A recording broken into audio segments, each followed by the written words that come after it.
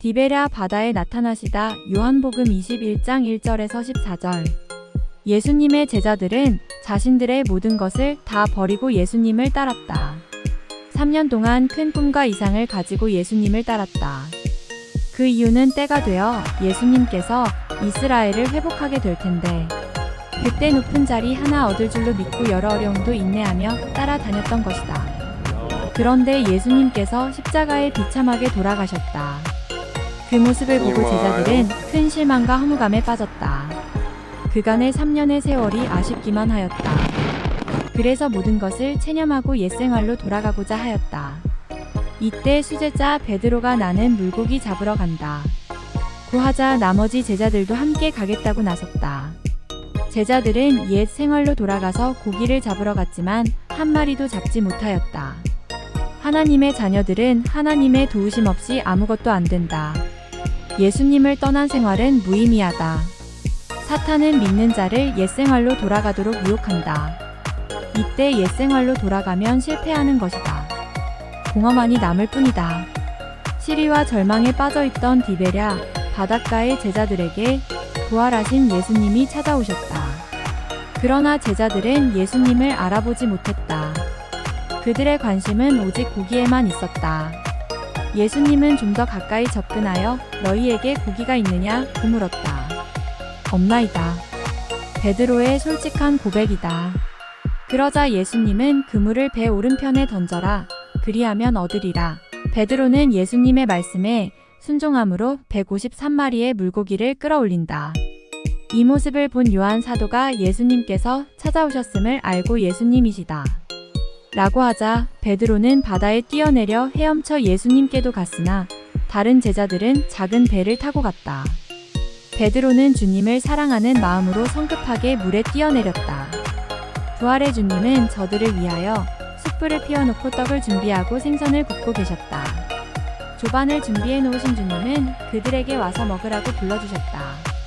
이는 사랑과 은총을 베풀기 위한 자비와 축복의 초청이다.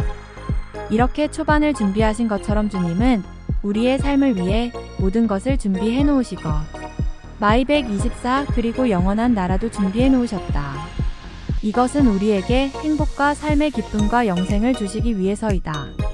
마천 128. 우리는 주님의 성만찬 식탁에서 새로운 삶의 의미를 발견하고 사명을 발견하게 된다. 또한 주님을 만나면 평화와 확신이 넘친다. 디베랴 바닷가의 제자들이 예루살렘 거리로 들어가 부활의 주님을 증거했듯이 우리의 삶의 정황과 가치와 내용이 달라진다. 베드로가 용서받고 회복하다. 요한복음 21장 15절에서 25절. 베드로는 예수님의 3년 공생의 동안 수제자로 함께 동행하면서 예수님의 많은 사랑을 받았다. 게바 혹은 베드로라는 별칭은 예수님께서 시몬의 가능성을 보시고 지어준 이름이었다. 그러나 그는 반석의 면모를 제대로 보여주지 못했다. 예수님께서 잡히시던 날 밤에 있었던 3번의 부인은 그의 나약성을 보여준 사건이었다. 양심 가책을 받고 있던 베드로는 다른 6명의 제자들과 함께 물고기를 잡으러 가겠노라며 갈릴리로 다시 돌아갔다. 무엇인가를 하지 않으면 견딜 수 없는 상황이었을 것이다. 그래서 배를 타고 그물을 던지며 또 던지기를 밤새도록 반복하였다. 그러나 헛된 그물질에 헛물만 켜고 밤이 새도록 고생만 하고 아무것도 잡지 못하였다. 실상 그들에게 필요한 것은 물고기가 아니라 주님이었을 것이다. 그런데 바로 지금 주님께서 그런 그들에게 다시 찾아오셨다. 예수님은 부활 후 디베랴 갈릴리 바다에 나타나셔서 베드로에게 물었다. 내가 나를 사랑하느냐? 베드로가 3번 부인했던 것을 의식해서 3번 반복하여 물으셨다.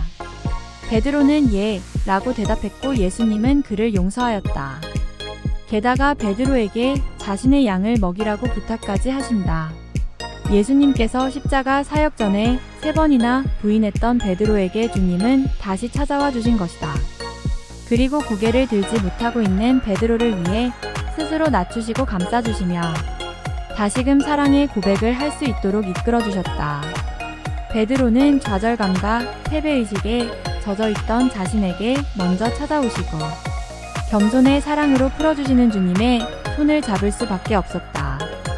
그가 다시금 예수님과의 인격적 만남을 회복했을 때 신앙적 변혁이 일어났다. 예수님께서는 이렇게 이전에 넘어졌던 사랑을 흔쾌히 다시 일으켜 세우신다. 우리는 여기서 사제의 사랑과 한없는 소망이 되시는 또 다른 주님의 모습을 본다. 주님은 베드로를 단념하지 않으셨듯이 우리를 단념하지 않으신다. 만약에 우리도 과거의 죄 때문에 고통스럽다면 이 이야기를 기억하자. 그리고 회개하고 예수님께 진심으로 신앙을 고백하자. 주님께서는 기꺼이 용서하실 뿐만 아니라 사명까지 맡기실 것이다.